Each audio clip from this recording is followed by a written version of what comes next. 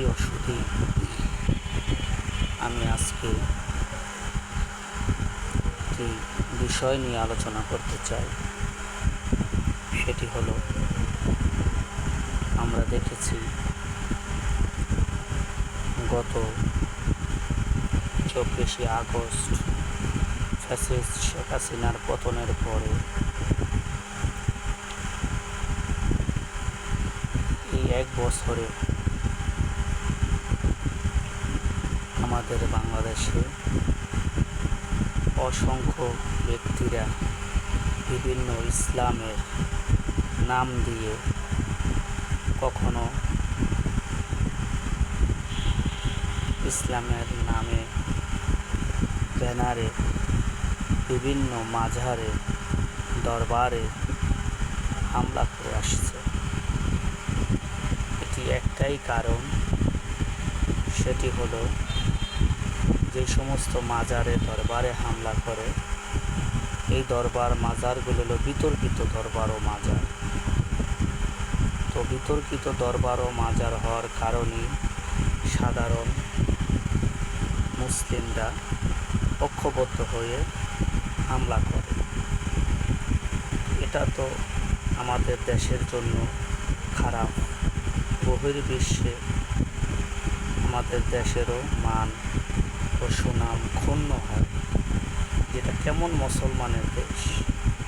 মাজারে তো কোনো হিন্দু তো দাফন করা হয় না, কোনো হিন্দু মাজারে তো গিয়ে জিয়ারত করে না। তো মুসলমানই অলি হবে বা কিছু, তো সেখানে হামলা করে, ভাঙ্গে। কিন্তু বহির্বিশ্বে আমাদের জন্য বদনাম। তো আমাদের করণীয় কি? আমাদের রাষ্ট্র ও সরকারের করণীয় হলো, আমি মনে করি এই মুহূর্তে যেটা জরুরি হয়ে গেছে, সেটা হলো যত দরবার ভিত্তিক, যেমন নিবন্ধিত প্রায় 12,500 বলে আমাদের দেশে দরবার রয়েছে। তো 12,500 দরবার ভিত্তিকে এক একজন প্রতিনিধিকে সরকারিভাবে সরকার ধর্ম মন্ত্রণালয়ের মাধ্যমে তাদেরকে নিমন্ত্রণ দেওয়ার পরে তাদেরকে বাইতুল মুকাররম মসজিদে বসানো হবে। যত দরবার ভিত্তিক পীর রয়েছে বা আলেম রয়েছে, প্রতিনিধি রয়েছে, তাদেরকে ডাকা হবে রাষ্ট্রীয়ভাবে, ডেকে সরকার উপস্থিত থাকবে অথবা সরকারের কোনো প্রতিনিধি থাকবে এবং সাথে একজন ম্যাজিস্ট্রেট থাকবে। থাকার পরে এই সমস্ত দরবার ভিত্তিক ব্যক্তিদেরকে আলোচনা করার সুযোগ দেবে। এক একজনকে বলবে, তুমি এই দরবারের কিসের ভিত্তিতে দরবার বানিয়েছো, রেফারেন্স দাও, ডকুমেন্টস দাও। তারা ডকুমেন্টস, রেফারেন্স এবং যুক্তি তর্ক দিয়ে যদি কি তাদের সেই দরবার ও মাজারকে যদি ভালো সাব্যস্ত করতে পারে, সেখানে ম্যাজিস্ট্রেট রায় দিবে, এটা দরবারে হক বলে গণ্য হয়েছে, আমি রায় দিলাম। এইভাবে সরকারিভাবে উদ্যোগ নিয়ে যদি মাজারগুলিকে চিহ্নিত করতে পারে ভালো এবং মন্দ, হক এবং বাতিল, তাহলে আমি মনে করি সাধারণ কোনো জনগণ আইনকে হাতে নিয়ে মাজার ভাঙতে যাবে না, ইসলামকে বিতর্কিত হবে না। আজকে তৌহিদি নাম দিয়ে, তৌহিদি মুসলমান নাম দিয়ে গত শুক্রবার নুরাল পাগলা নামের ঢাকায় এক ব্যক্তি লাশ উঠিয়ে জ্বালিয়ে দিয়েছে। এটা তো কোনো ইসলামের সভ্যতা, ইসলামের মানবতা হতে পারে না। এটা বহির্বিশ্বে যখন বেদিনরা যখন দেখবে, ইহুদি নাসারারা, যে তোমাদের মুসলমানের লাশ উঠিয়ে মুসলমানরা আগুনে জ্বালিয়ে দেয়, তো কিসের তোমাদের দিন ধর্ম, তোমাদের দিন ধর্ম পালন করব? তার চেয়ে তো হিন্দু ধর্মই ভালো। হিন্দুরা আগুনে পুড়িয়ে ফেলায় মৃত্যুর পরে, তোমাদের বিধানে ছিল কাফন সম্পন্ন করে মাটি দেওয়া। সো সেই মাটি দেওয়া ব্যক্তিকে আগুন দিয়ে জ্বালিয়ে দেয়, এটা কোন ইসলাম? এই ইসলাম তো আমরা দেখতে চাই না। এই ইসলাম তো বিতর্কিত। এই কাজটি যারা করেছে তারা ইসলামের বিতর্কিত করেছে। ইসলামের বদনাম করেছে, ইসলামের বেইজ্জতি করেছে। তাই বলতে চাই, এই সমস্ত কাজগুলি যারা করেছে তাদেরকে চিহ্নিত করে দৃষ্টান্ত শাস্তি দেওয়া হোক, নয়তো একের পর এক যত দরবার রয়েছে, দরবারে হক, তাদেরকে উপরে হামলা করবে। তো আইন যেন কোনো ব্যক্তিরা নিজের হাতে না তোলে।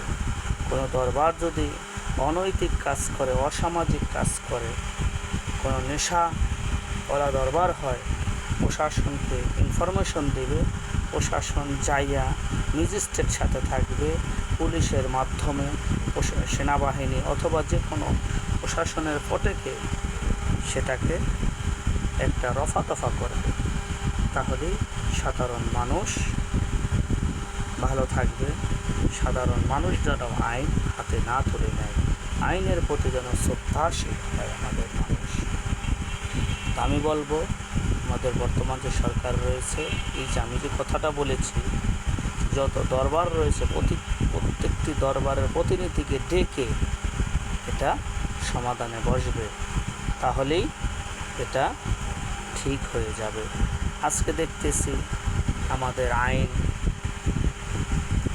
বিষয় সংশোধন করার জন্য প্রায় 20 বার না 22 বার জানি বসছে,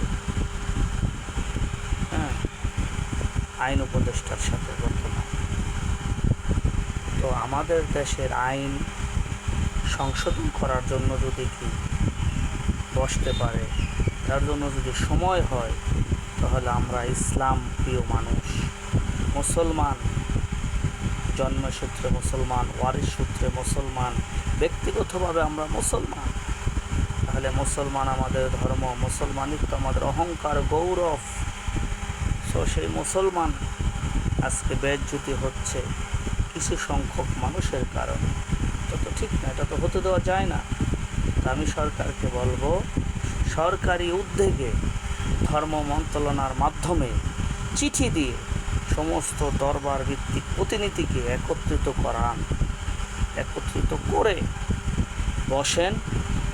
প্রত্যেকে যদি রেফারেন্স দিয়ে যদি প্রমাণ করতে পারে কোরআন ও হাদিস ধারা তাদেরটা হক, তাহলে সেটা থাকবে। আর যদি প্রমাণ না করতে পারে, সেটাকে বিলুপ্ত করে দেওয়া হবে। এটা মুসলমান হিসাবে সরকারের কাছে আমি বর্তমান সরকার সর্বদলীয় সরকার, এই সরকারই হলো সর্বদলীয় সরকার। সমস্ত রাজনীতি ব্যক্তিরা ঐক্যবদ্ধ হয়ে ইউনূস সাহেবকে সমর্থন করেছে। ফ্যাসিস্ট শেখ হাসিনা যে 16 বছর রয়েছে, কোনো ব্যক্তি সমর্থন করে না, ব্যক্তি করেছে খালি আওয়ামী লীগ, যারা আমলা কামলা সুবিধা নিয়েছে তারাই সমর্থন করেছে। বর্তমান সরকার হলো সর্বদলীয় সরকার। আমি বলবো অস্থায়ী সরকার নয়, তাহলে সর্বদলীয় সরকার। তাই সর্বদলীয় সরকারের কাছে আমরা সাধারণ জনগণ হিসেবে বলতে চাই, এটা আপনি উদ্যোগ নিয়ে ধর্ম মন্ত্রণালয়ের মাধ্যমে যত দরবার ভিত্তিক রয়েছে সবাইকে একত্রিত করেন, সবাইকে নিয়ে বসেন বাইতুল মোকাররম মসজিদে, ধর্ম মন্ত্রণালয় বসার পরে তাদেরকে ডাকান, তাহলে দেখবেন ঠিক হয়ে যাবে।